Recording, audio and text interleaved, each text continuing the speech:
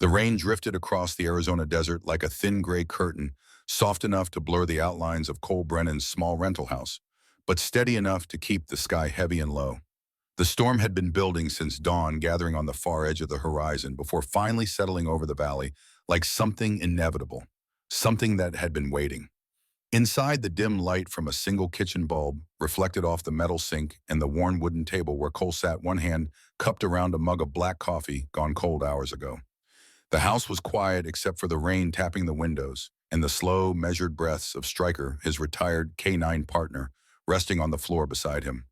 Stryker's tan and black fur blended into the shadows near Cole's boots, but his amber eyes never left his handler. Even in retirement, the dog remained vigilant, attuned to every shift in Cole's posture, every break in his breathing, every tension that rippled through the silence between them. Cole's mornings were usually predictable. Coffee, a long walk with Stryker along the desert trails where the heat hadn't yet settled into the sand. Maybe a trip to the hardware store if he needed something to keep his hands busy, something to anchor him to the present, instead of letting him drift back to places he'd worked hard to leave behind. Routine wasn't comfort, but it was something solid to stand on. Today, though, something felt different. There was a thin knot in his chest, the kind of pressure that often preceded a memory he didn't want to revisit, the kind that made his hands tighten around the coffee mug until his knuckles went white. A sharp knock at the door cut through the quiet like a blade. Stryker rose instantly, muscles tensing, tail stiff and low. His entire body shifted into the alert posture Cole had seen 1,000 times overseas, the one that meant threat assessment, the one that meant something was wrong. Cole's shoulders tightened. At this hour in weather like this, no one knocked without a reason. He stood slowly steadying himself against the familiar weight that sometimes came with sudden noise, the pressure behind his ribs that felt like sand and heat in the distant thrum of helicopter blades. His hand brushed Stryker's head, a silent message. The same one they'd exchanged countless times in combat zones halfway across the world. Easy. With me. Cole opened the door to find a postal carrier bracing herself against the rain. She held a clipboard sealed under a plastic cover and a single large envelope tucked against her chest, protected from the downpour. Mr. Cole Brennan. That's me. I need a signature. Certified delivery. He signed without thinking, the motion automatic like muscle memory from a simpler life before everything got complicated. The carrier hurried back to her truck boots, splashing through shallow puddles that had formed in the cracked driveway. Cole closed the door and stared at the envelope. It was heavy, formal. The kind of weight that carried obligation rather than news, the kind that changed things whether you wanted them to or not. Stryker returned to his place by the table, watching him with steady, unblinking eyes that seemed to understand more than any dog should. Cole tore open the seal slowly, deliberately, as if delaying the inevitable might somehow make it less real.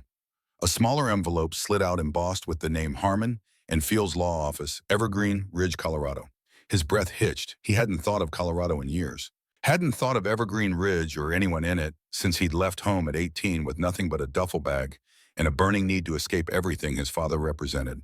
He unfolded the letter carefully, the paper crisp and expensive beneath his calloused fingers. Dear Mr. Brennan, we regret to inform you of the passing of Miss June Brennan. The words blurred for a moment before sharpening again, cutting through the fog in his mind like broken glass. His grandmother, the woman who had lived tucked away in the mountains of Colorado, too far from the rest of the world for anyone to check on her, too stubborn to ask for help even when she needed it most. The one person in his family who had tried quietly and imperfectly to reach out when he was younger. The one who had sent him letters. He never answered cards on birthdays. He tried to forget small reminders that someone out there still thought about him even after everyone else had given up. And he had never written back. Not once. Cole exhaled slowly, the breath shaky and uneven. June Brennan was gone. The last thread connecting him to anything that resembled family had finally snapped. The letter continued. You have been named her sole heir. Please contact our office regarding the transfer of her property and estate. Cole leaned back in the chair, the wood creaking under his weight. Property, estate.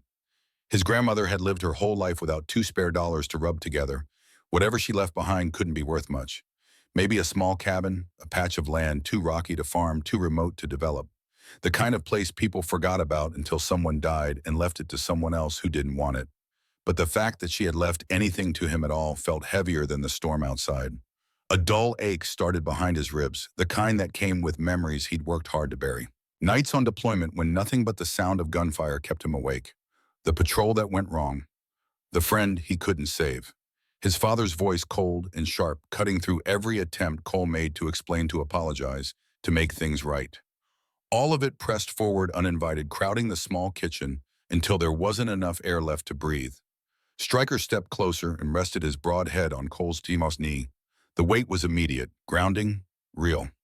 Cole's hand moved automatically to the dog's fur, fingers tangling in the thick coat, feeling the warmth and solidity of something that wouldn't abandon him, wouldn't judge him, wouldn't ask for explanations he couldn't give. Stryker had saved him more times than he could count. Sometimes from danger, sometimes from himself. "I'm okay," Cole murmured, though his voice was thin and unconvincing. Stryker didn't move.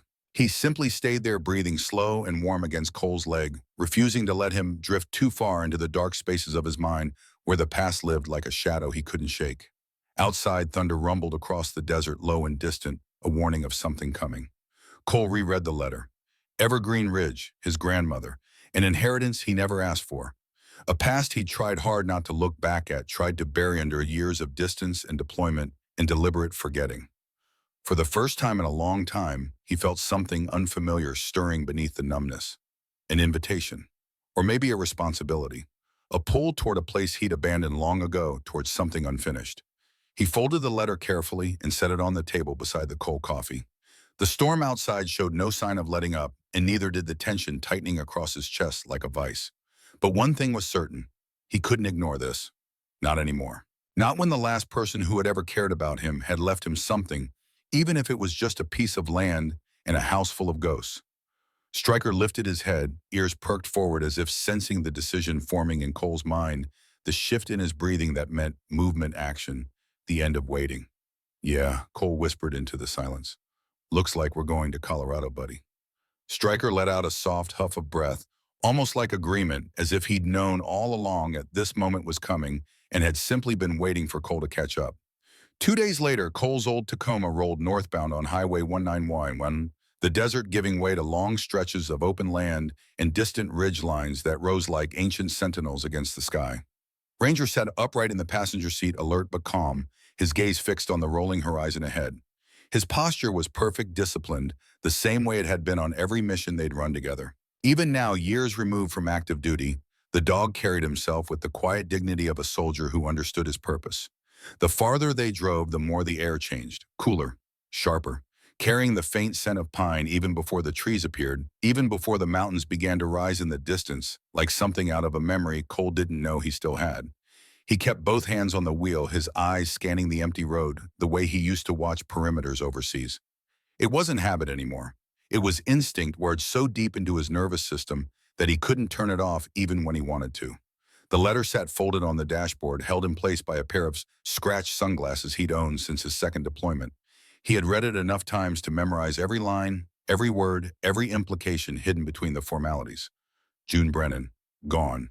And he was the only one left to handle her affairs, the only one she trusted enough to leave anything to, despite the years of silence, despite the letters he'd never answered.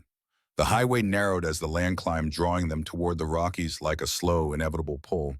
Snow-dusted peaks loomed in the distance, their jagged edges scraping the clouds, cutting the sky into pieces. Stryker shifted in his seat, ears twitching as the truck bounced over a patch of broken asphalt. "You feel it too," Cole murmured, though he wasn't sure what it was he was feeling. Maybe it was the sense of returning to a past he'd never fully walked away from, or the uneasy knot tightening with every mile that brought him closer to a place he'd sworn never to return to. Maybe it was his grandmother's voice in the back of his mind, faint but persistent, urging him home, even though she was gone, even though there was no home left to return to. He didn't know. He only knew the road felt heavier than it should.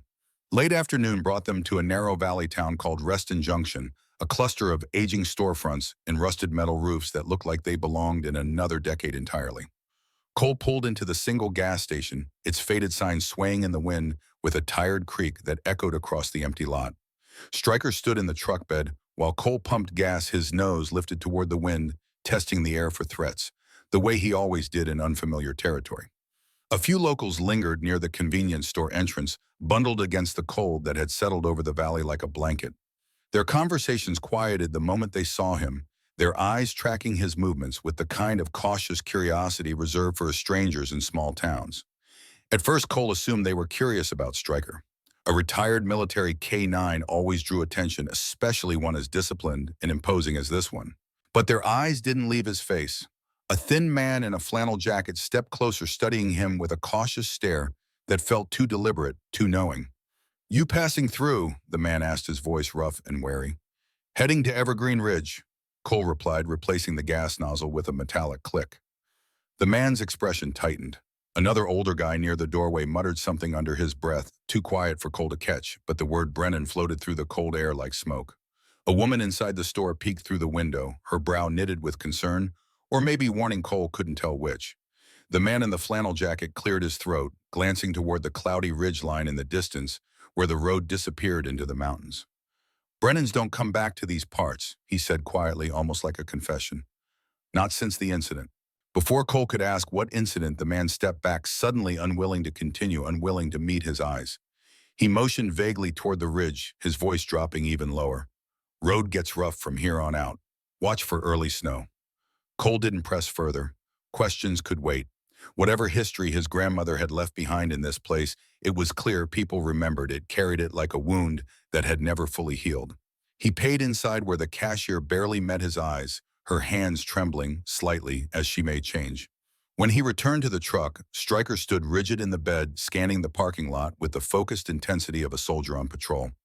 "Let's go," Cole said softly, climbing into the driver's seat. They left the town behind, following a winding state road that climbed higher into the mountains with every turn. Paved asphalt gave way to gravel. Gravel gave way to packed dirt that crunched beneath the tires like broken bones.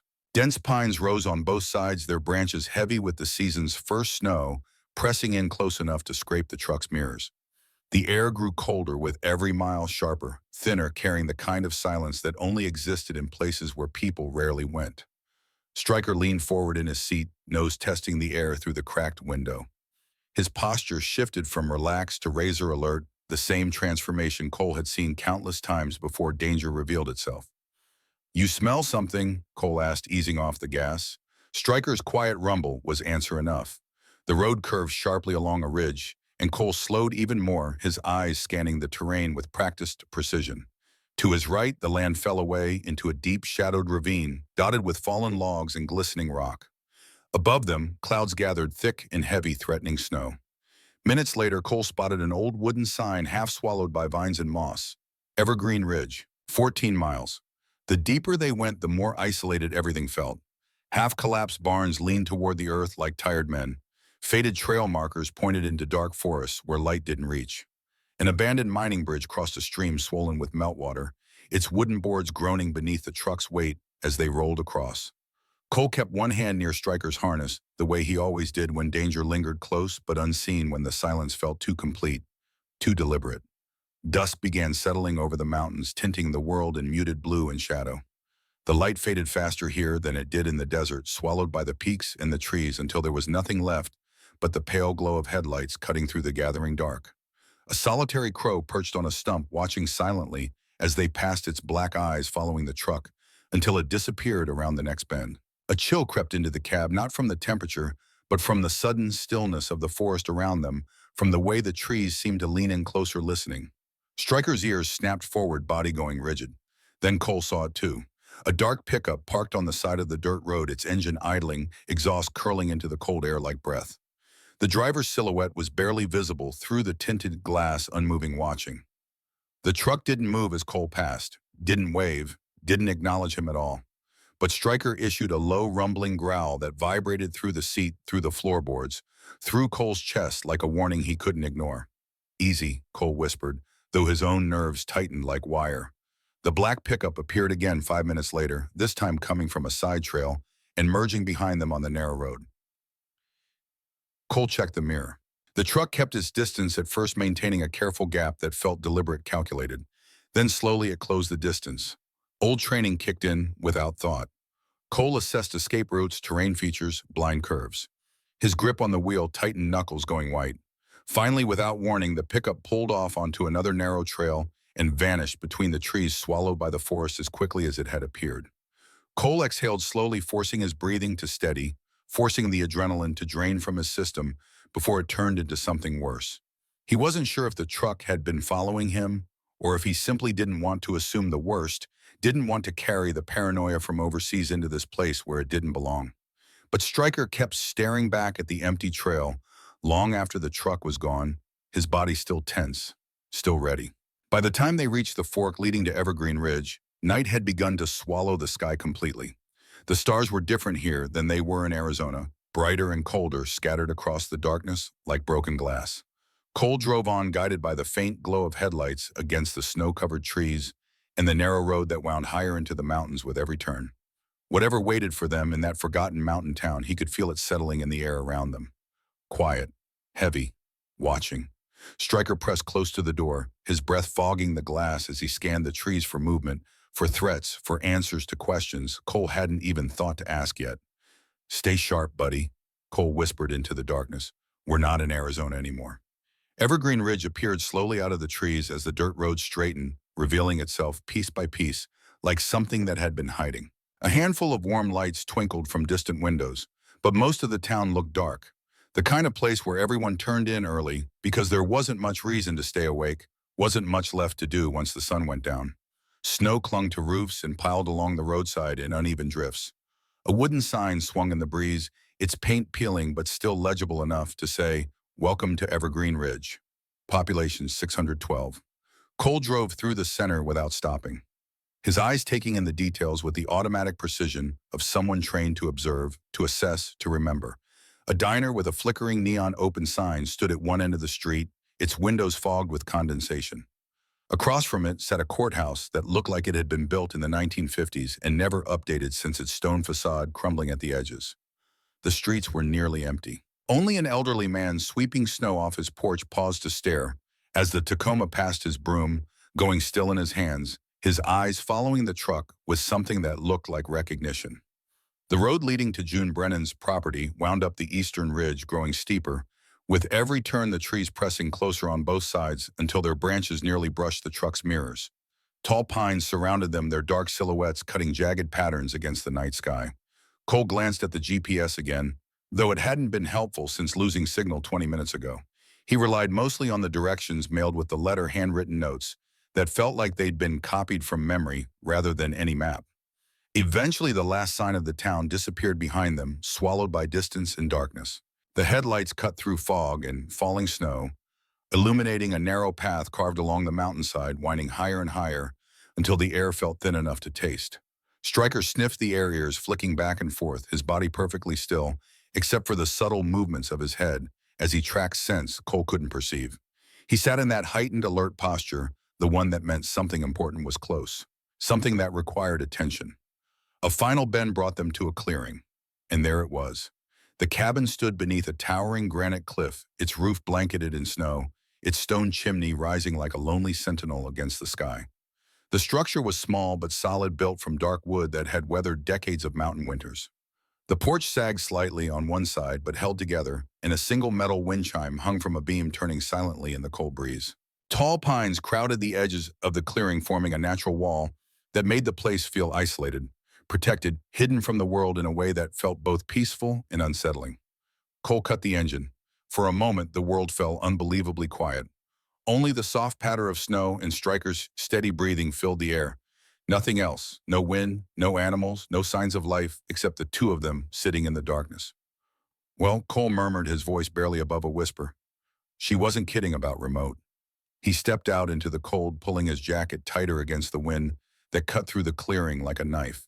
The temperature had dropped at least 20 degrees since they'd left the valley, and the air smelled like pine and snow, and something older, something that felt like time itself.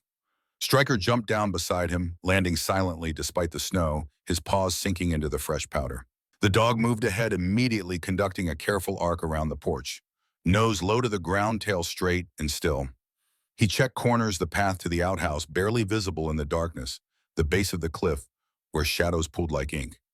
Then he returned to Cole's side, sitting without being told, his body language neutral but ready. A full sweep, quick, thorough, practiced. "No threats?" Cole asked quietly. Stryker's amber eyes met his, calm and steady, not alarmed but not relaxed either. Neutral readiness, the mountain kind. Cole approached the cabin door slowly, his boots crunching through the snow with each step. A tarnished brass key waited under a smooth river stone beside the doorframe, exactly where the letter had said it would be, exactly where his grandmother had left it for him, even though she must have known she'd never see him use it. The lock turned with a slow, hollow click that echoed across the clearing. He pushed the door open carefully, half expecting it to creak, but it moved smoothly on well-oiled hinges. Cold air breathed out from the darkness inside, carrying with it a faint mixture of pine old books, dust, and something he couldn't quite name. Something that felt like time suspended, like a life paused mid-breath and never resumed. He reached for the flashlight on his belt and stepped inside. Stryker padded in beside him, silent and steady, his presence, a constant reassurance in the unfamiliar darkness. The interior was dim, swallowed by shadows that seemed to press against the walls. But as the beam swept across the room, details emerged slowly, piece by piece. A coat hung neatly on a wooden peg by the door, its fabric still holding the shape of the person who had worn it last. A cup sat beside the sink, clean but waiting. A knitted blanket was folded across the back of a rocking chair that faced the cold fireplace. Dust lay thick on every surface coating the table, the shelves, the windowsills, with a fine gray layer that spoke of months, maybe years without disturbance. Yet nothing appeared disturbed. Nothing looked ransacked or abandoned in haste. It looked like his grandmother had stepped out for a few minutes and simply never returned, like she'd intended to come back, but had run out of time. Cole felt a shift in his chest, an ache he didn't want to acknowledge, didn't know how to process. He had barely known June Brennan, a handful of childhood memories blurred by time and distance. Summer visits when he was young before his father had forbidden them. Her letters that arrived every year on his birthday, written in careful cursive, he'd never had the courage to answer. But the small reminders of her presence stirred something complicated inside him. Guilt, maybe? Regret? A sense of loss he hadn't expected to feel for someone who had always existed more as an idea than a person. Stryker moved ahead, nose to the floorboards, his posture tightening with every step he took deeper into the cabin. "What is it?" Cole asked softly, watching the dog's movements with the attention born from years of trusting his partner's instincts more than his own. The dog didn't respond, too focused, his tail, rigid ears angled forward in concentration.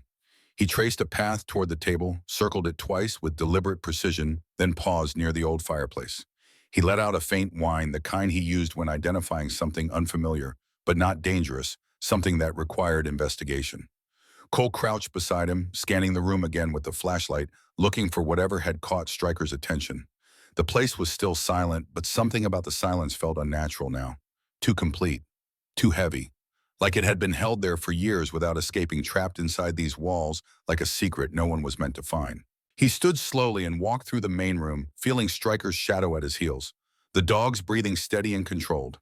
A narrow hallway led to a small kitchen area, then a bedroom at the back, with a single bed covered in a faded quilt. A wooden ladder led to a loft above, barely visible in the darkness. Everything inside was well-worn, yet tidy, arranged with the kind of care that spoke of a simple and orderly life, a life lived quietly and alone. But beneath the order was something else. A hush that made Cole's skin prickle, a weight in the air that pressed against his chest like something waiting. His PTSD stirred unexpectedly, not violently, just a low pressure behind his ribs, the kind he'd felt on long night patrols overseas, when the desert air held its breath right before something moved in the darkness, right before everything went wrong. He focused on Stryker's presence, grounding himself the way therapists had taught him, anchoring his mind to the present, instead of letting it spiral back to sand and heat in the faces of people he couldn't save. Stryker nudged his hand with a soft, deliberate touch. "I'm good," Cole whispered, though his voice lacked conviction. He walked to the window beside the kitchen table, looking out over the valley below. A sea of dark pines stretched endlessly beneath a clouded sky, their tops barely visible in the moonlight. Somewhere out there was the town. Somewhere out there were people who remembered his grandmother, who whispered her name like a curse. If someone stood in those woods watching, he wouldn't be able to see them through the snow and darkness. He didn't like that thought. Neither did Stryker. The dog remained close, head high, staring out into the dusk, as if expecting something to emerge from the shadows, something that had been waiting for them to arrive. Cole took a slow breath, forcing the tension from his shoulders. "This is home for now," he said quietly, maybe speaking more to himself than to Stryker. "We'll sort it out, whatever she left, whatever happened here, we'll figure it out."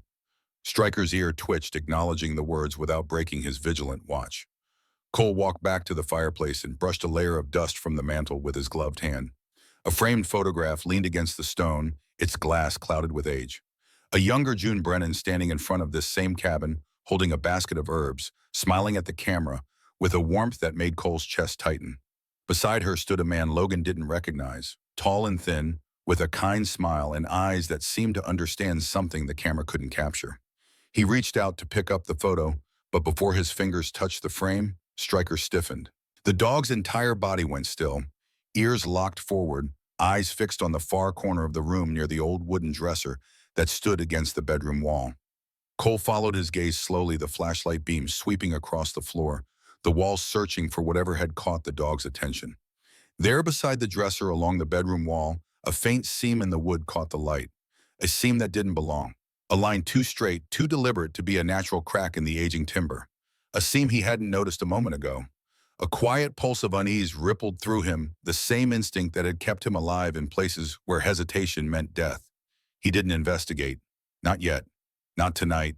Not when exhaustion pulled at his bones and the darkness outside felt too complete, too watchful. Instead, he stepped back, turned on his heel, and said softly, "Let's set camp, Stryker.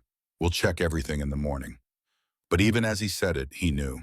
The house held something, and it had been waiting a long time for someone to find it. Night settled over the ridge like a heavy blanket pressing against the cabin walls with a weight that felt almost physical. The wind outside carried the low rustling of pine branches that scraped softly along the weathered boards, a sound that might have been soothing in another place, another time, but here felt like something trying to get in. Cole built a small fire in the stone fireplace, coaxing flames from kindling and split logs he'd found stacked neatly beside the hearth. The orange glow pushed back the shadows that had crept into every corner of the room, but it couldn't touch the deeper darkness that seemed to live inside these walls. Stryker lay near the hearth, his head resting on his paws, but his eyes remained open. Always open, tracking every sound, every shift in the air. His ears twitched at each pop of the burning wood, each sigh of the wind against the windows. He was listening, evaluating, waiting. Cole unrolled his sleeping bag on the old couch and sat down, slowly feeling the stiffness in his shoulders from 2 days of driving, from the tension that had been building since he'd opened that letter back in Arizona. The warmth of the fire eased some of the physical strain, but the knot of unease remained settled deep in his chest like something he couldn't cough up, couldn't swallow down. The faint seam he'd spotted near the dresser lingered in the back of his mind like an unfinished sentence, like a question he wasn't ready to ask but couldn't stop thinking about. He rubbed his face with both hands, trying to settle his thoughts, trying to quiet the part of his brain that kept running through scenarios, threats, possibilities. "We'll check it in the morning," he muttered to himself, though he knew sleep wouldn't come easy tonight. Stryker didn't move, but his ears pricked at the sound of Cole's voice acknowledging, without needing to respond. The fire crackled quietly, sending shadows dancing across the wooden beams overhead. Cole leaned back against the couch, letting the soft warmth wash over him, trying to focus on the ordinary things. The smell of burning wood, the familiar creak of old floorboards, the comforting presence of Stryker nearby. But memories crawled in around the edges anyway, the way they always did when he let his guard down, when exhaustion made the walls between past and present too thin to hold. Nights in the desert when silence meant danger.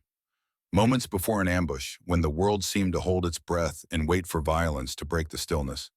The feeling of being responsible for lives that depended on decisions he made in seconds, decisions that couldn't be taken back, couldn't be fixed when they went wrong. He closed his eyes just for a moment, trying to push it all away. A sudden sound shattered the quiet, sharp scratching. Quick, urgent, deliberate. Cole bolted upright, adrenaline flooding his system before conscious thought could catch up. Stryker was already on his feet, body rigid, a deep growl vibrating in his chest that filled the small cabin with barely contained threat. The dog moved across the room in seconds, stopping at the old chest of drawers pressed against the far wall, the same place where Cole had seen that faint seam in the wood. The scratching came again, but this time it was clear. It wasn't coming from outside. It was coming from inside the cabin, inside the wall. Logan grabbed his flashlight, sweeping the beam across the dresser, his heart pounding hard enough to feel in his throat. Stryker pawed at the floor, then at the wood itself, his nose pressed tight against the seam Cole had noticed earlier, the line that was too straight, too clean to be accidental. "You've got something," Cole whispered, his voice barely audible over the blood rushing in his ears. He approached slowly, the way he used to approach suspicious objects overseas, the way he'd been trained to move when everything could be a trap, when hesitation and recklessness were equally dangerous. Measured steps, steady breath, every sense alert. He placed a hand on Stryker's back, feeling the coiled tension in the dog's muscles, the readiness to act, to protect, to fight if necessary. The dog's body was tight as a spring, waiting for permission, waiting for direction. Cole crouched beside him and ran his fingertips along the seam, feeling the edges of the wood, searching for anything that might explain what he was seeing. The wood was old, weathered by decades of mountain winters, but it wasn't warped. The seam was too precise, too intentional.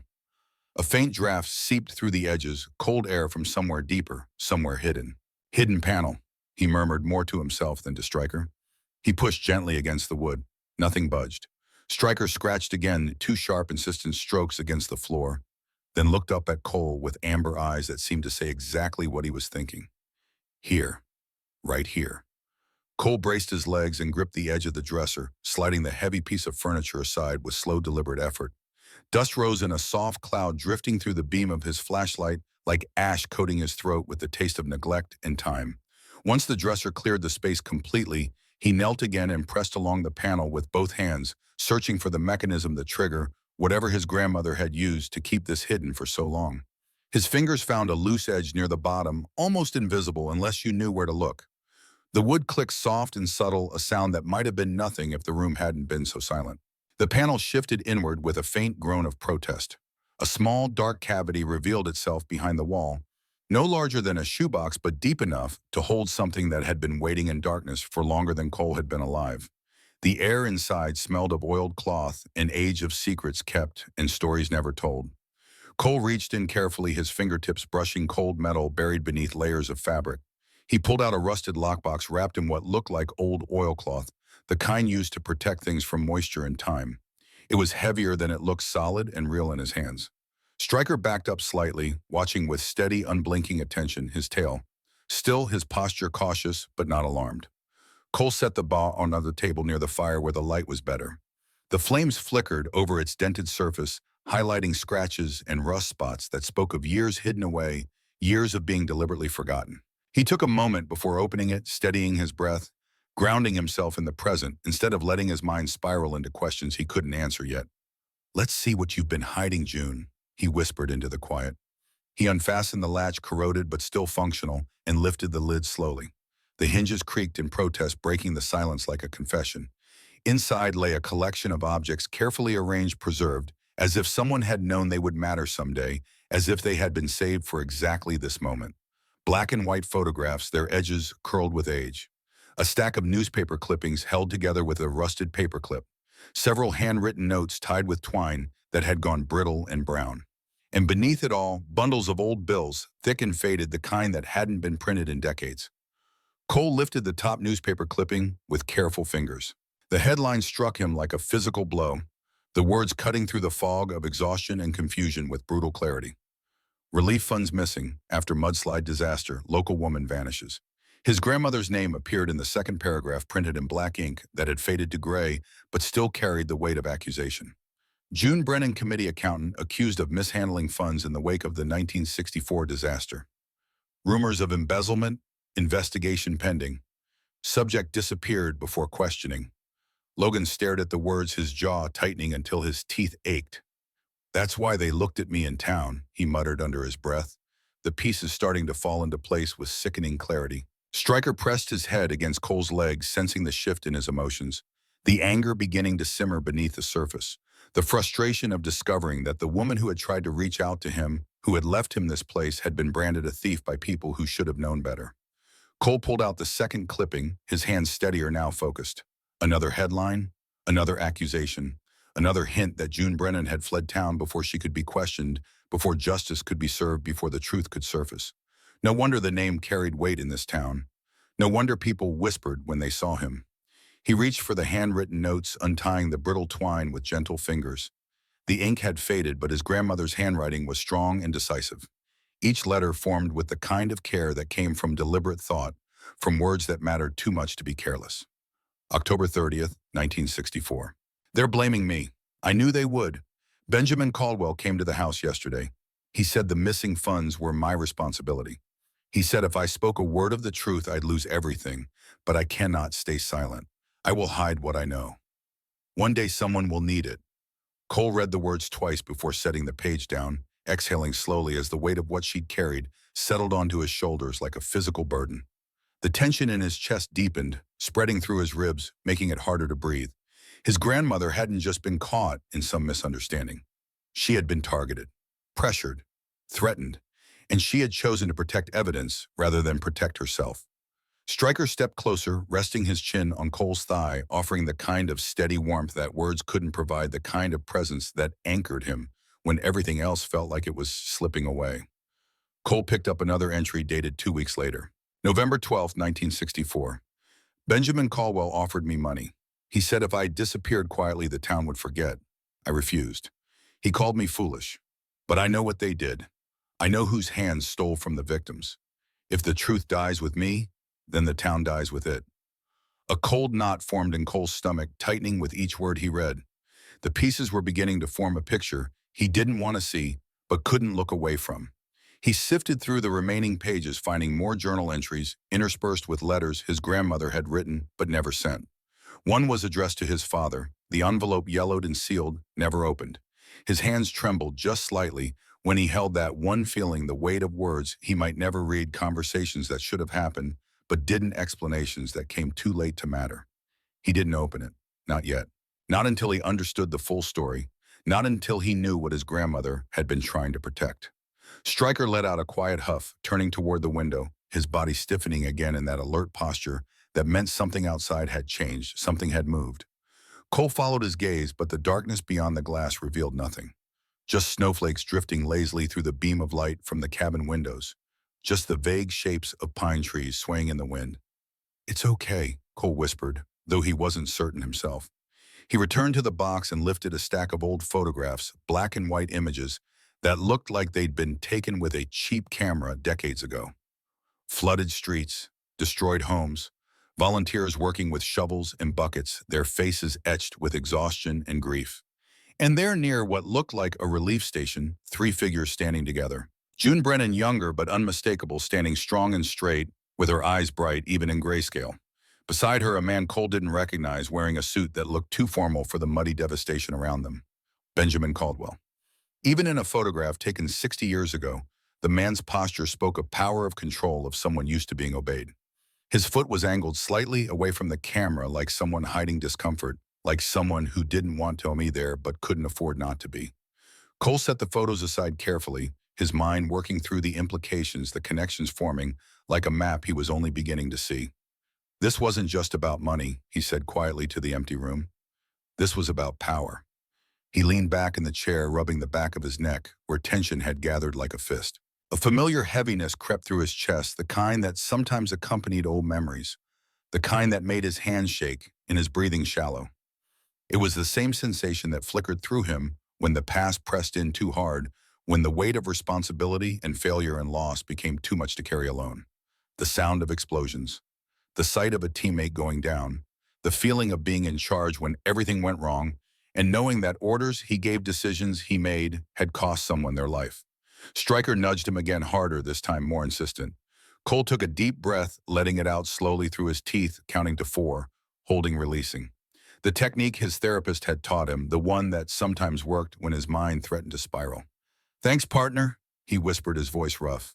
He returned to the table and opened the final letter in the stack, recognizing immediately that the handwriting was shakier than the earlier pages written years later, when his grandmother's hands had begun to fail, when time had taken its toll. "If you are reading this, it means the truth survived longer than I expected. I pray you are stronger than I was. I pray you are not afraid. They wanted the money. They took it from the people who needed it most. And when I tried to stop them, they made sure I was alone." Cole swallowed hard, his throat tight. His grandmother hadn't left town to save herself. She had left to save the evidence, to protect the truth, even when it cost her everything, even when it meant living the rest of her life branded as a criminal, forgotten by everyone except the few who knew better. He stood slowly and walked to the window, looking out at the forest that stretched endlessly into darkness. Somewhere out there, someone had broken into this cabin last night. Someone who still feared what June Brennan had left behind, who knew that secrets buried for 60 years might still have the power to destroy. "We can't run from this," Cole said quietly, more to himself than to Stryker. The dog pressed against his leg in silent agreement, solid and unwavering.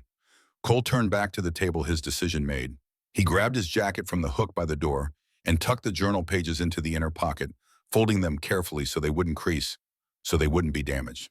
He scanned the room once more, taking in the details he'd missed, before recognizing now the weight of history within these walls, the burden his grandmother had carried alone for so long. The wind picked up outside, rattling the windows, sending a cascade of snow sliding off the roof with a sound like distant thunder. As Cole and Stryker stepped toward the door to secure it for the night, the dog paused, ears angled toward the woods beyond the clearing. Cole stopped listening. Nothing moved. No sound except the wind and the settling snow. But Stryker's posture said otherwise. Something was out there. Something watching. Cole locked the door behind them and moved back to the fireplace, adding another log to keep the flames going through the night. What she didn't do for herself, he said softly, thinking of June, imagining her alone in this cabin, holding on to truth while the world outside called her a liar. And now we finish what she started. Stryker barked once low and steady, a sound of acknowledgement and readiness. The mountain wasn't silent anymore. The truth was stirring after 6 decades of sleep, and Cole Brennan wasn't going anywhere until he saw it through to the end. Morning came slowly to the ridge, the sun struggling to break through heavy clouds that hung low over the pines like a ceiling threatening to collapse. Pale light filtered through the cabin windows, turning everything inside to shades of gray and shadow. Cole woke stiff and unrested, his body protesting the night spent on a couch that hadn't been designed for someone his size. Stryker was already awake, sitting by the door with his ears forward, watching the world outside with patient intensity. Cole stirred the embers in the fireplace, coaxing a small flame back to life before grabbing his jacket from the hook. "Come on, Stryker," he said, his voice rough from sleep. "We need supplies and answers." The dog stretched, shook out his fur in a brief moment of normalcy, then trotted beside Cole as they stepped outside into air so cold it burned going down. The sky hung low and swollen with the promise of more snow.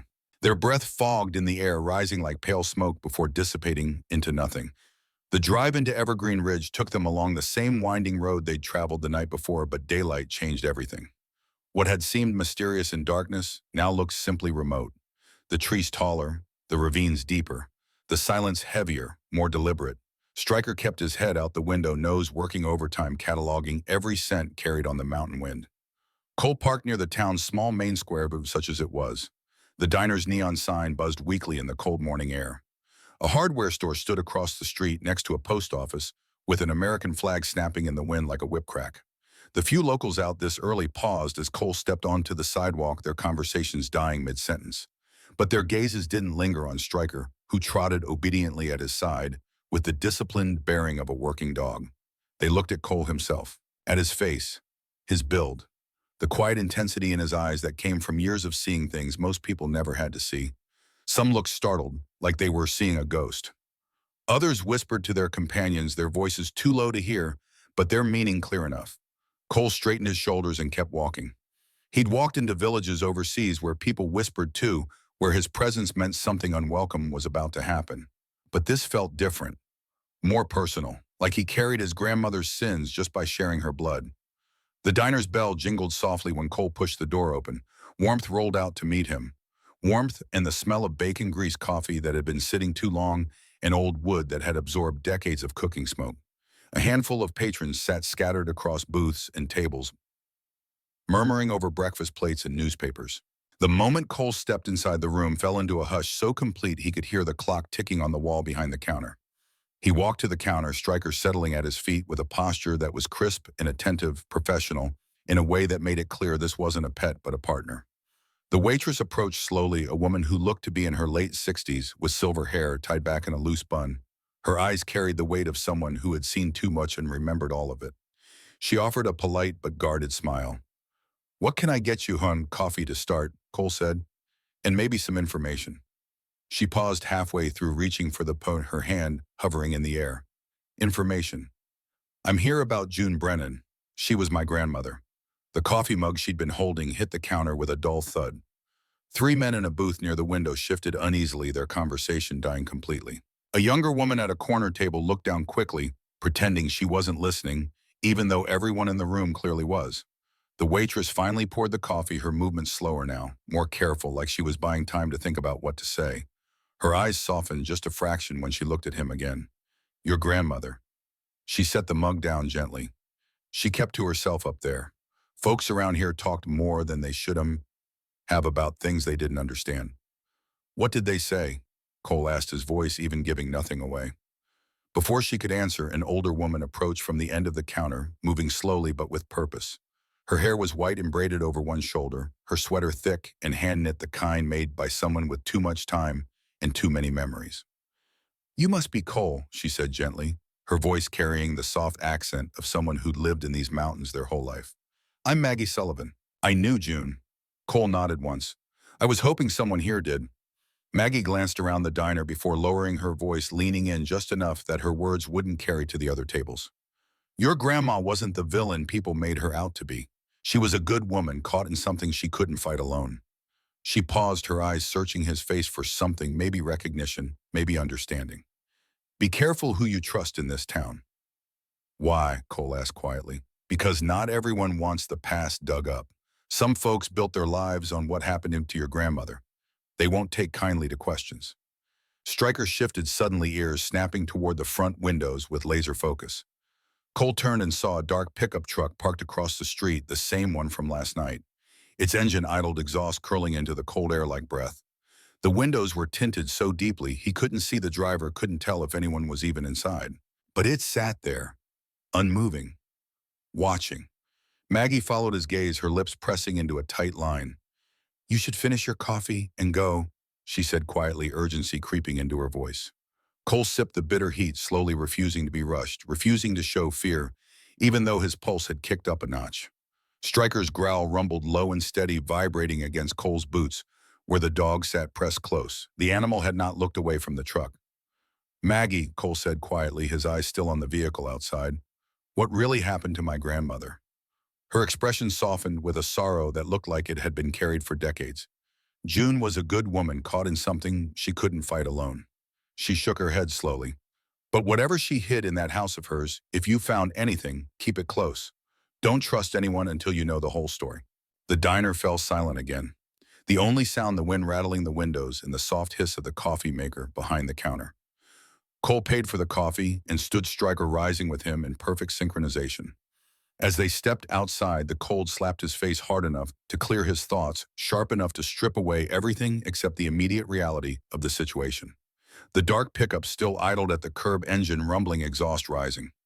Cole walked toward his truck with deliberate calm, Stryker glued to his side, every muscle in the dog's body coiled and ready. The driver's window of the pickup lowered just an inch, just enough for Cole to sense eyes behind the glass, watching, evaluating, measuring. Then, without warning, the truck rolled forward slowly, tires crunching over compacted snow, and drove off toward the northern trail without so much as a backward glance. Stryker growled deep in his chest until the vehicle vanished behind a wall of trees in distance. Cole scanned the tree line carefully, his training kicking in automatically. Nothing moved that he could see, but the whole town felt like it was holding its breath, waiting for his next move, watching to see what he would do. He opened his truck door and looked back toward the diner.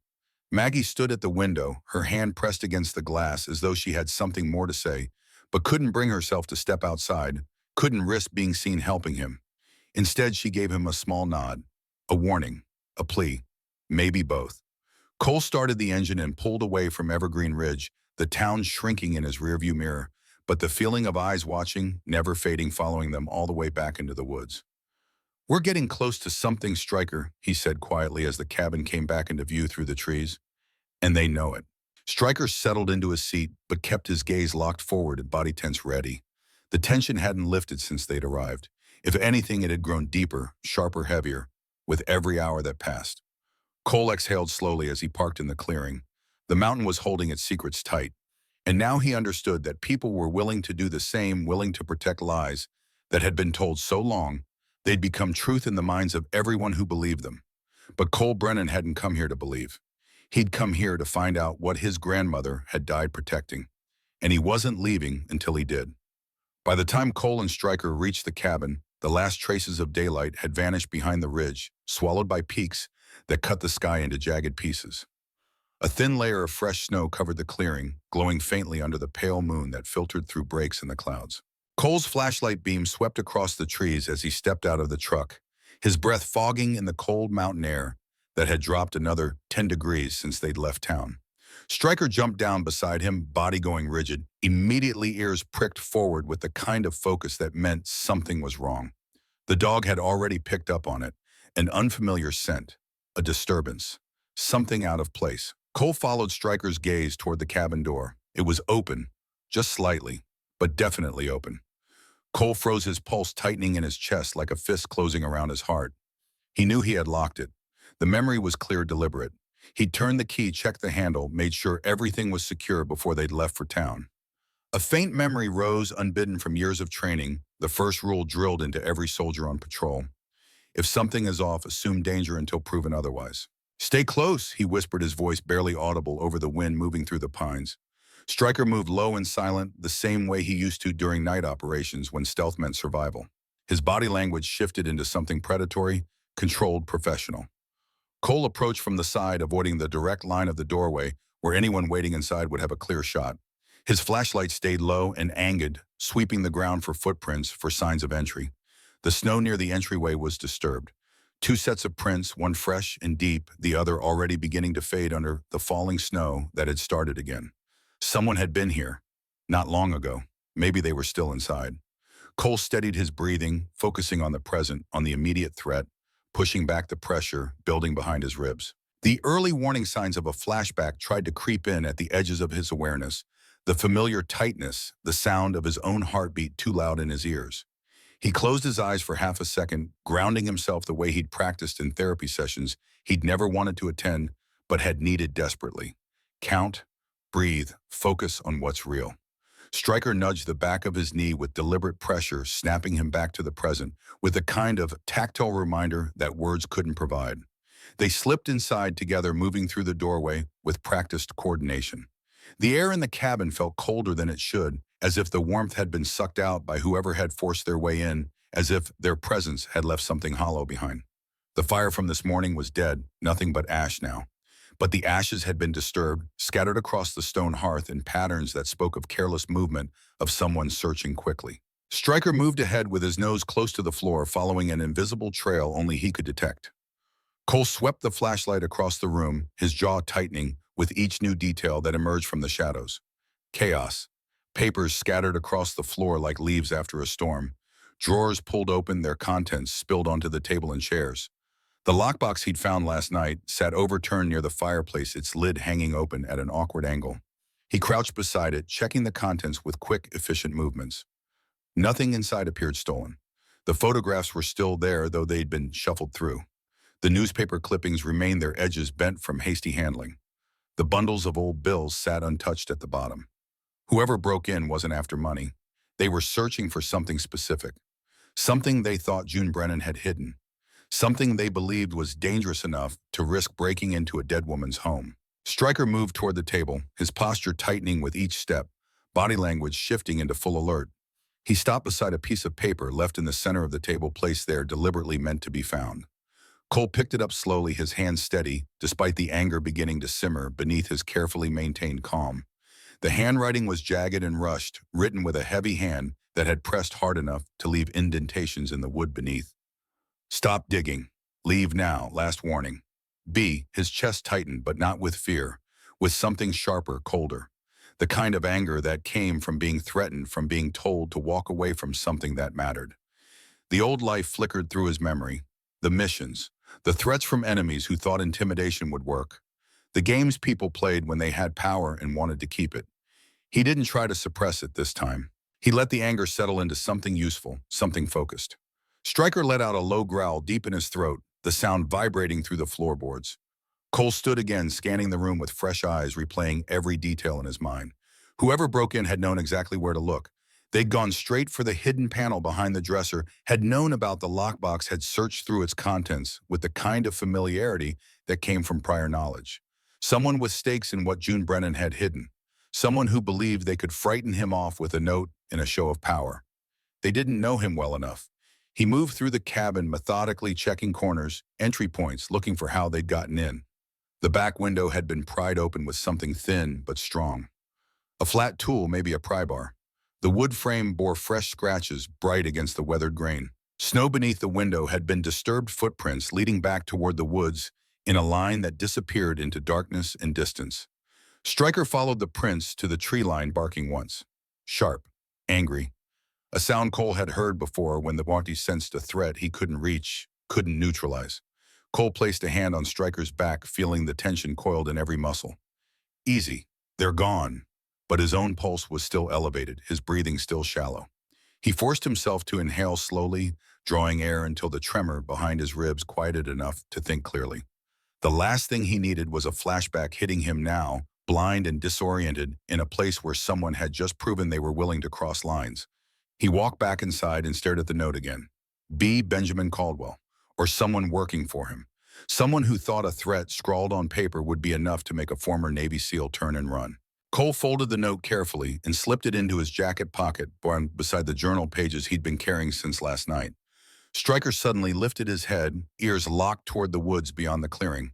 A faint sound drifted through the trees. Far off but unmistakable. The rumble of an engine starting, a vehicle pulling away. Someone had waited. Watched long enough to make sure Cole saw the message, saw the violation, understood the threat. "You hear that?" Cole whispered. Stryker growled quietly, then looked back at Cole, as if asking what came next, what the plan was, whether they were staying or leaving.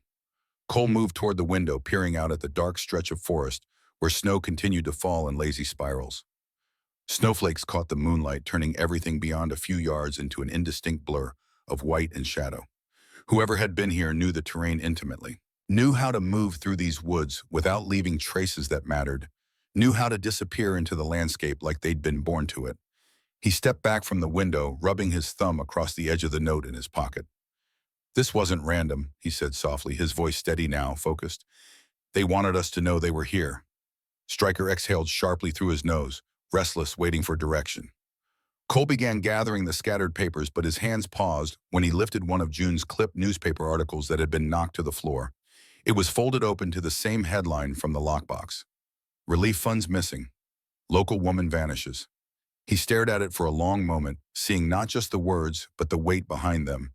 The years of accusation his grandmother had carried, the burden she'd borne alone, because speaking the truth would have cost her everything. Whatever she'd found back then, someone was still protecting it. Still willing to threaten, still afraid after 60 years. He collected the remaining documents and placed them back in the lockbox, snapping the lid shut with more force than necessary. This time he didn't return it to the hidden panel. Instead, he carried it to a loose floorboard near his sleeping bag, one he'd noticed this morning when the light had been better, one that looked deliberate rather than accidental. He pried up the board carefully and tucked the lockbox into the space beneath, then replaced the plank and covered it with his gear. Not its original hiding spot, but somewhere June's intruder wouldn't expect. Somewhere that bought him time if they came back. Stryker circled twice before lying down beside the fireplace, though he didn't relax. His eyes remained fixed on the front door, watching, waiting, ready for whatever came next. Cole sat on the edge of the couch, rubbing the back of his neck, where tension had gathered like a knot tied too tight. His breath still felt shallow, but he managed to steady it again through sheer force of will, through the techniques that had kept him functional when his mind wanted to spiral back to sand and heat and faces he couldn't save. He wasn't leaving. Not after this. Not after someone had violated his grandmother's home, had threatened him, had proven they were still willing to protect lives that should have died decades ago. Not after June had carried this burden alone for so long. He glanced at Stryker, who watched him with amber eyes that seemed to understand more than any animal should. "We dig deeper now," Cole murmured into the quiet. "They should have left us alone." Outside, the wind picked up, rushing across the cabin roof like a warning, whispered in a language only the mountain understood. Cole lay down on the couch, but his eyes stayed open long after the fire faded to embers, listening for any shift in the night, any sound that didn't belong. Stryker didn't sleep at all. Neither did Cole. By the time dawn crept over the ridge again, pale and hesitant, the cabin felt colder than the mountain itself. Morning light pushed through the frosted windows in weak shafts that did nothing to warm the air inside. Cole sat beside the fireplace, feeding it small pieces of split wood, watching flames catch slowly and spread with reluctant heat. Stryker lay near the door, still maintaining his vigil, eyes fixed on the thin gap beneath the frame, as if expecting the intruders to return at any moment. Cole rubbed his hands together, feeling the stiffness in his fingers from a night without real rest, from hours spent listening to every creak and groan of the old cabin settling around him. The break-in hadn't just shaken him. It had awakened something he'd been trying to keep buried, something protective, something that understood threats and knew how to respond to them. Someone had violated his grandmother's home, had searched through her things, had left a threat on her table like they owned the place, like they had the right. The old instincts sharpened again, the ones that had once kept him alive in places where hesitation meant death. "Come on," he said quietly to Stryker. "We've got work to do." The dog rose immediately, giving a small shake that sent cold air swirling through the room. Cole retrieved the lockbox from its temporary hiding place beneath the floorboards and set it on the kitchen table where the morning light was strongest. The firelight flickered across its rusted metal surface, highlighting every scratch, every dent, every mark left by time and deliberate concealment. He opened the lid carefully, treating the contents with the kind of respect they deserved after being hidden for 6 decades. Inside, everything rested exactly where he'd placed it last night. The photographs, the yellowed newspaper clippings, the bundle of handwritten notes tied with twine that had gone brittle with age.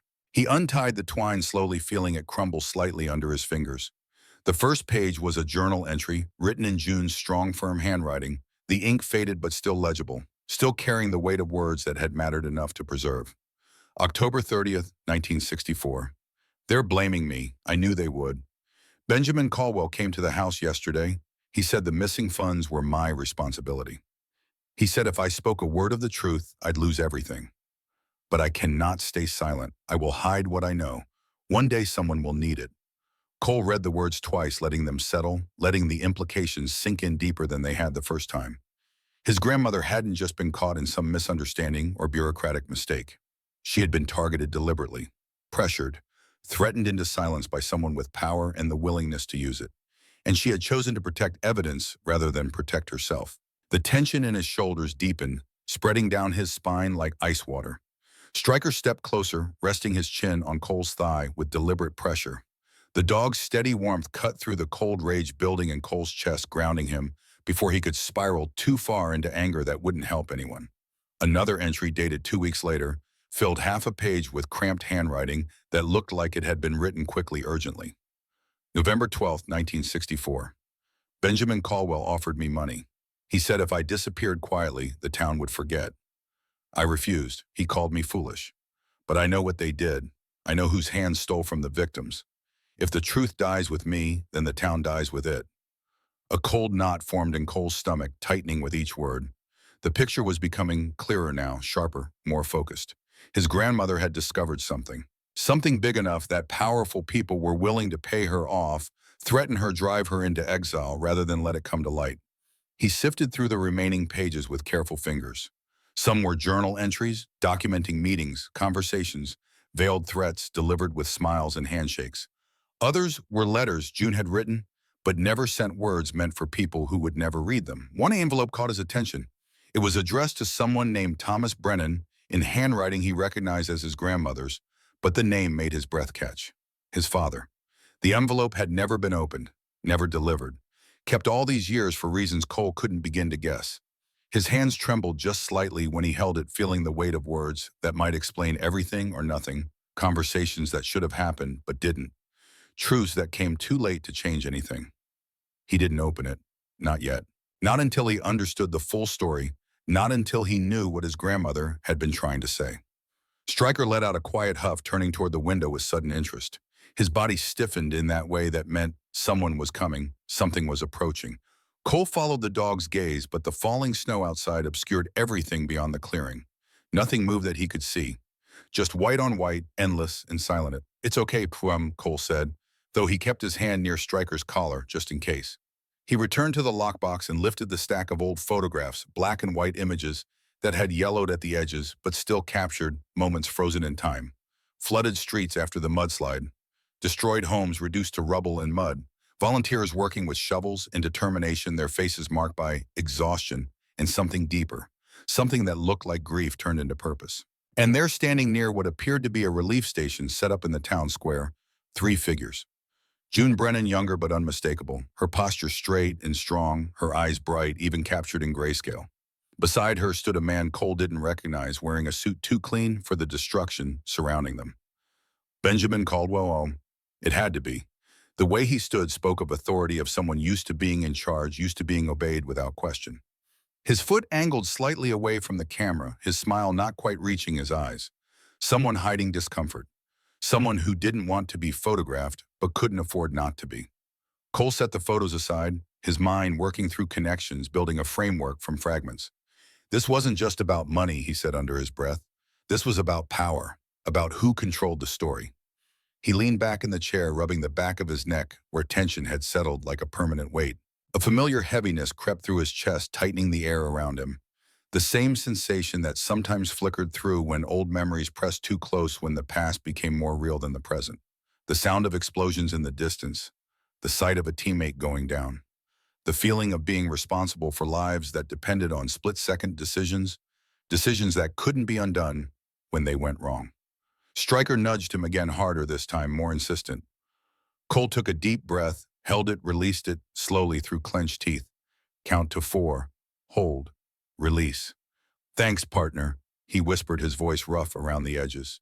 He turned back to the table and opened the final letter in the stack, recognizing the shakier handwriting that spoke of years passing, of hands growing weaker, but will remaining strong.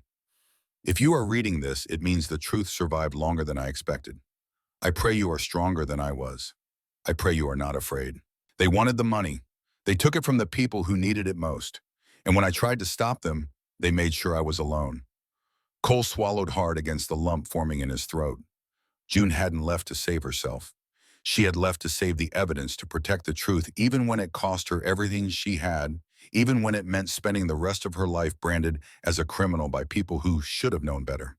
He stood slowly and walked to the window, looking out at the forest that stretched endlessly toward peaks he couldn't see through the snow. Somewhere out there, someone had broken into this cabin last night. Someone who still feared what June Brennan had left behind, who understood that secrets buried for 60 years might still have power. We can't run from this, Cole said quietly, the words meant for himself as much as for Stryker.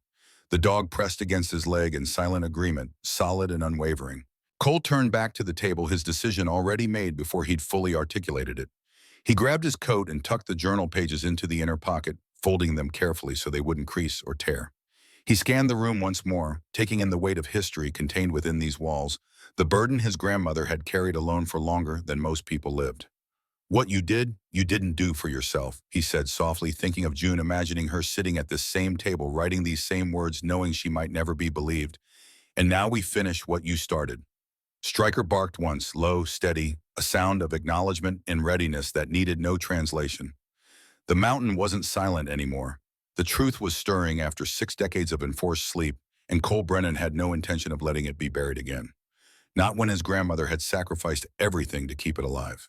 Not when people were still willing to threaten and intimidate to keep it hidden. He looked down at Stryker, who watched him with eyes that had seen combat and understood duty in ways most humans never would. We're not leaving, Cole said firmly. Not until this is done. The dog's tail moved once. Agreement, commitment. Outside, the wind picked up again, rushing through the pines, with a sound like distant voices, like the mountain itself was finally ready to speak after years of forced silence. Cole Brennan wasn't running anymore. He was done running. This time he was staying, and he was going to make sure the truth his grandmother had protected finally saw the light of day, no matter who tried to stop him. The morning stretched on, and Cole spent it methodically, going through every document in the lockbox, committing names and dates to memory, building a timeline of events that had been deliberately obscured for 6 decades. By the time he finished, he understood exactly what June Brennan had discovered, and exactly why Benjamin Caldwell had been willing to destroy her life to keep it hidden. And now Cole Brennan was going to make sure everyone else understood it too.